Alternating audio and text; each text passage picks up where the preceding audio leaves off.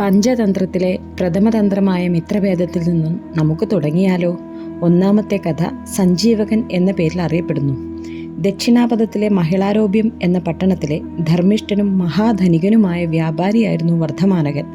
ധനം കൊണ്ട് സാധിക്കാത്തതായി ഒന്നുമില്ല എന്ന കാഴ്ചപ്പാടോടെ വീണ്ടും ധനം സമ്പാദിക്കാൻ തൻ്റെ ഭൃത്യന്മാരോടൊപ്പം കാളവണ്ടിയിൽ മധുരാനഗരിയിലേക്ക് പുറപ്പെട്ടെങ്കിലും യാത്രക്കിടയിൽ കാട്ടിൽ വെച്ച് അമിതഭാരം മൂലം ചേറ്റിൽ കാലുപൂണ്ട് സഞ്ജീവകൻ എന്ന കാള നുകം പൊട്ടി വീണുപോയി. വർദ്ധമാനകൻ 3 രാപ്പകലുകൾ കാത്തിരുന്നെങ്കിലും ഫലം കാണാതെ സഞ്ജീവകനെ 1-2 ഭൃത്യന്മാരെ ഏൽപ്പിച്ച് യാത്ര തുടരുകയും ഭൃത്യന്മാർ സഞ്ജീവകനെ ഉപേക്ഷിച്ച് കാള ചത്തുപോയി എന്ന് വർദ്ധമാനകനെ ധരിപ്പിക്കുകയും യാത്രയിൽ കൂടെ കൂടുകയും ചെയ്തു. എന്നാൽ സഞ്ജീവകൻ യമുനാ നദിയിലെ ഇളങ്കാറ്റേറ്റ് ബോധം തിരിച്ചു കിട്ടി പതുക്കെ നടന്ന് അവിടെയുള്ള പുല്ലും തിന്ന് വെള്ളവും കുടിച്ച് ക്രമേണ തടിച്ചു ശക്തനായി ആനയെപ്പോലെ മുക്രയിട്ട് നടന്നു. വിധി രക്ഷിക്കാനുറച്ചവനെ കാട്ടിലെറിഞ്ഞാലും അവൻ ജീവിക്കും. എന്നാൽ നശിപ്പിക്കാനാണ് തീരുമാനിച്ചതെങ്കിൽ വീട്ടിലായിട്ടും കാര്യമില്ല. തുടരും.